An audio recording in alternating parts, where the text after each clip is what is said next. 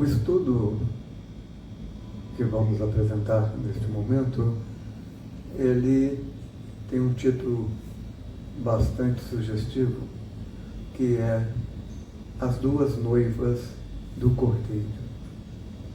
Ela é importante para a compreensão do livro de Apocalipse, nós veremos isso. Mas antes de ingressarmos propriamente no estudo, é necessário tecer algumas considerações a respeito de Daniel capítulo 9, verso 20 ao verso 27, que trata das 70 semanas, a profecia das 70 semanas de Daniel. Essa profecia, para algumas correntes, na realidade para a corrente pré-milenista dispensacionalista, a última semana, a 70ª semana, ficou para ser cumprida no futuro. Hoje nós estaríamos no que pode ser chamado de dispensação da graça. Muito embora existem posições divergentes quanto ao cumprimento dessas 70 semanas, boa parte entendem que ela já se completou, mas nesse estudo de hoje, eu deixo claro para vocês que eu não sou dispensacionalista, não adoto a corrente dispensacionalista, mas entendo que a última semana da profecia das 70 semanas de Daniel, a 70ª semana, ficou para ser cumprida no futuro. E o motivo é o que nós vamos ver nesse estudo. Esse estudo tem uma das conotações de mostrar por que a profecia ficou para ser cumprida no futuro. Pois bem, o estudo começa com, obviamente, um nome sugestivo, As Duas Noivas do Cordeiro. Mas por que esse título? Bom, se você for ler em 2 Coríntios capítulo 11, versículo 2, você vai encontrar Paulo dizendo: porque zelo por vós com zelo de Deus, visto que vos tenho preparada para vos apresentar como virgem pura a um só esposo, que é Cristo. Paulo também fala em Efésios 5:23, pois o marido é o cabeça da mulher, como também Cristo é o cabeça da igreja, sendo ele próprio Salvador do corpo. Não há dúvidas de que a esposa do Cordeiro é a igreja do Senhor Jesus Cristo. E Paulo está dizendo essa verdade aqui nesses dois textos. Há outros textos nesse sentido. Porém, quando se vai ao livro de Apocalipse, nós temos que o anjo convida João para mostrar a noiva do Cordeiro. E ele leva ele a uma alta montanha, e o que está escrito lá em Apocalipse, capítulo 21, 9 e 10. Vem, mostrar-te-ei a noiva, a esposa do Cordeiro. E me transportou em espírito até uma grande e elevada montanha, e me mostrou a santa cidade, Jerusalém, que descia do céu da parte de Deus. Note bem, o anjo chamou João para apresentar a ele a esposa do Cordeiro. Ao invés de apresentar a igreja, apresenta a nova Jerusalém, a cidade santa, o novo paraíso de Deus. Você vai encontrar diversas explicações mirabolantes para tentar justificar essa aparente contradição, dizendo que está se fazendo referência aqui à igreja, ou a igreja está dentro da nova Jerusalém, mas tudo isso são balelas. Há uma explicação bíblica coerente e é o que vocês irão ver nesse instante. Para isso, nós vamos começar com a história de Jacó. Jacó, como nós sabemos, ele comprou o direito de primogenitura de Esaú através do prato de lentilhas, e Jacó, a Bíblia relata que ele foi enviado até a sua parentela porque sua mãe, Rebeca, seu pai, Isaac, não queriam que ele tomasse esposa entre as mulheres de onde eles viviam. Então ele foi mandado até a casa de Labão, que é irmão de Rebeca, para tomar. Então, como esposa, obviamente, alguém da sua parentela. E a Bíblia relata que Jacó foi para lá, chegou, ele encontra com a Rebeca junto ao poço, para quem se afeiçoa, né? Ou melhor, Rebeca não. Ele se encontra com Raquel junto ao poço, com quem se afeiçoa, e depois vai para a casa de Labão, apresenta-se, conta quem é, e passa a morar com Labão. Aí Labão chega para Jacó e resolve fazer com Jacó um pacto. Ele diz para Jacó: olha, não é justo que você fique trabalhando para mim de graça, então vamos fazer um pacto. Aí eles fizeram um pacto. Jacó trabalharia 7 anos para Labão. Em contrapartida, ao término desses 7 anos, ele receberia como pagamento a esposa Raquel. Então ele trabalharia 7 anos para Labão e posteriormente receberia Raquel como esposa.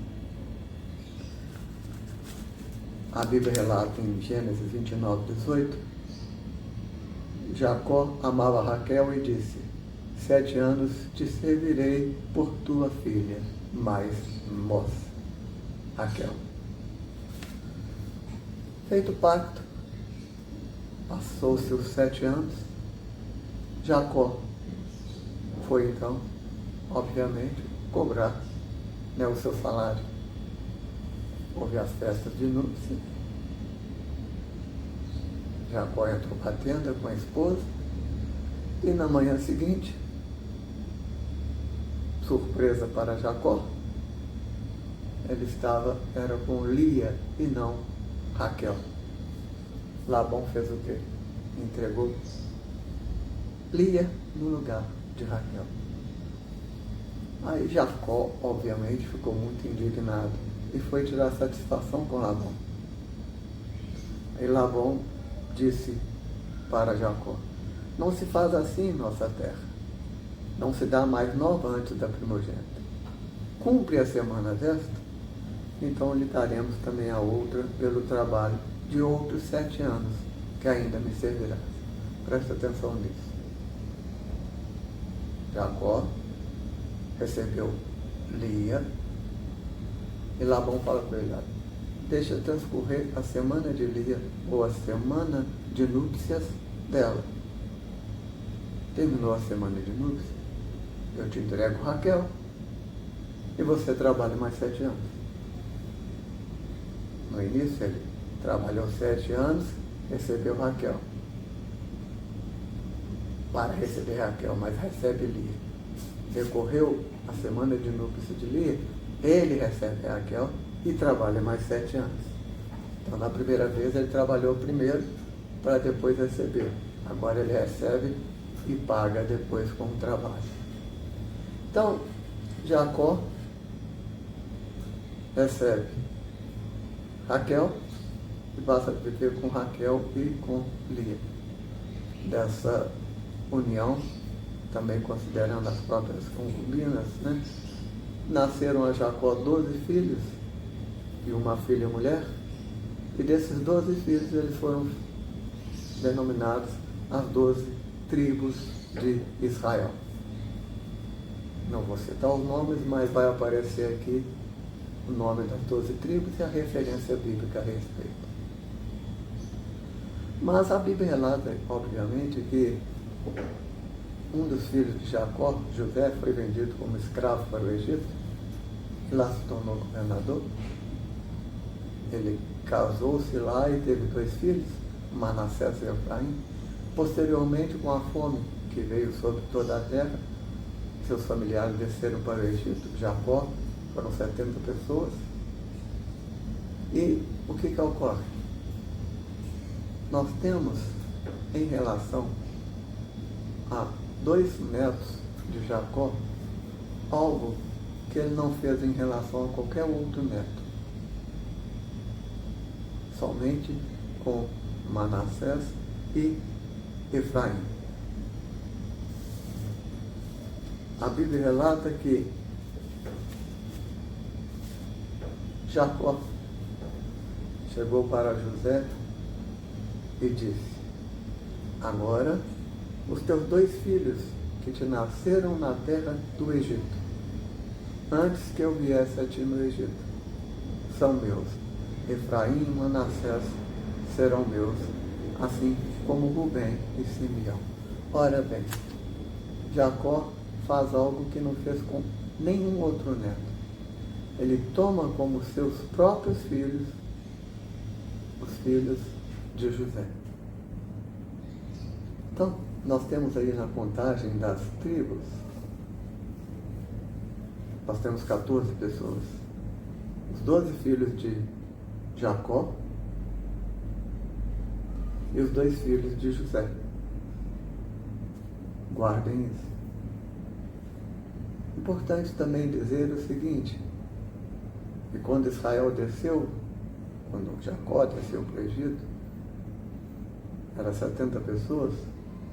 Existe uma profecia em Oséias 11, versículo 3. Quando Israel era menino, do Egito eu chamei o meu filho. Sabemos também que Jacó lutou com Deus e teve o nome mudado para Israel. E nós temos então, até agora, o quê? 12 filhos de Jacó, 2 filhos de José tomados como seus próprios filhos. Agora, nós vamos até o livro de Apocalipse e abrimos no capítulo 7, que é a selagem das 12 tribos. Lá em Apocalipse capítulo 7, na selagem das 12 tribos, nós vamos encontrar os nomes das tribos de Israel. E nós temos 11 filhos de Jacó mencionados. Inclusive, é mencionado o nome de José. Não aparece o nome de Dan. Dan não é mencionado. No lugar de Dan, entra Manassés, que era filho de José, mas Jacó tomou como filho. Então a contagem fica como? Nós temos 11 filhos de Jacó legítimos, mas Manassés. Ficam de fora Dan, que era filho legítimo, e Efraim, que seria o adotivo, filho de José, que Jacó tomou como filho para si. Então o quadro fica 11 mais 1 e restam 2. Pois bem, essa é a história resumida de Israel. Qual Israel? Israel natural, formado por judeus. Israel, vindo de Abraão, Isaac e Jacó. Mas, agora nós vamos contar essa mesma história com os mesmos personagens, com outra conotação. Era necessário que, uma vez que o povo de Deus tivesse sido preparado, que o Messias viesse ao mundo. E o Messias veio ao mundo, Jesus Cristo. Jesus Cristo, então, João está relatando, ele veio para os seus. Quem? Jerusalém. Ele veio para os seus. E Jesus Cristo escolhe 12 apóstolos. E não é por acaso. escolhe para si 12 apóstolos. Só que o que ocorre? Os seus não o receberam. Os seus rejeitaram. E aprove a Deus, então, entregar no lugar a quem? A igreja que não era amada. Paulo fala sobre isso em Romanos, que para fazer ciúme, ele entregou a igreja.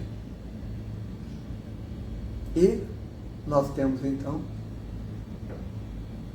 Jerusalém, para quem Jesus Cristo havia vindo trabalhar para Deus, e, na realidade, como os seus não o receberam, ele acaba recebendo no lugar a igreja. Pois bem, um dos apóstolos, Judas, traiu Jesus Cristo. Lá em Apocalipse também, você vai encontrar nas muralhas da cidade o nome dos 12 apóstolos, assim como vai encontrar nas portas o nome das 12 tribos. Já sabemos quais são os nomes que vão estar lá. São os 11 filhos de Jacó, Manassés, Managória e os apóstolos. Judas deixou o grupo por traição. Só que os demais apóstolos, lançando sorte, escolhem Matias. Só que Cristo aparece a Paulo no caminho de Damasco e escolhe ele como apóstolo e acabou se tornando o maior dos apóstolos. O que nós temos agora? 14 apóstolos, assim como tínhamos 14 filhos. Nós temos 11 mais um, Manassés e os 11 originais. Aqui nós temos 11 mais um, os 11 apóstolos originais, e esse mais um, na minha opinião, o apóstolo Paulo. Resta do lado de cá Dan, que deixou. Resta do lado dos apóstolos Matias, que foi eleito através de sorte, e Judas, que deixou o grupo por ter traído Jesus Cristo. Do lado de Jacó, primeiro Israel, nós temos o quê? 11 mais um, sobrou Dan e sobrou Efraim. A contagem é idêntica. A respeito de Jesus Cristo, Isaías 49 fala que ele é Israel. Mateus fala que quando ele desceu para o Egito, o fez para que se cumprisse a escritura: do Egito chamei o meu filho, assim como foi em relação ao primeiro Israel. E agora tem algo fascinante. Quem dos originais deixou o grupo? Dan. Quem dos originais deixou o grupo? Judas. Judas foi o quê? Traidor. Ele traiu Jesus Cristo. Salmos 41:9. Até aquele meu amigo íntimo em quem eu confiava levantou contra mim o calcanhar. E qual é o símbolo da traição? A serpente, naturalmente. E quem que é o seu equivalente? Dan. Dan é o equivalente. É o equivalente. E o que nós encontramos em relação a Dan quando Jacó vai dar a bênção para os seus filhos? Jacó faz a seguinte bênção em relação a Dan.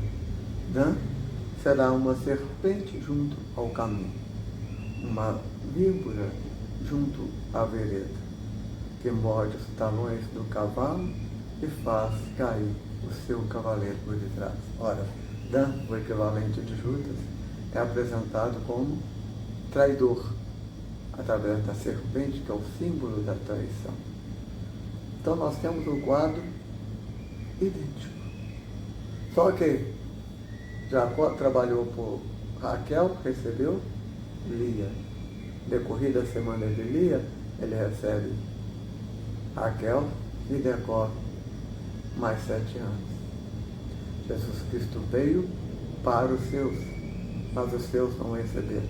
Se o houvesse recebido, a última semana ter-se-ia cumprido de imediato, e nós, gentios, estaríamos perdidos.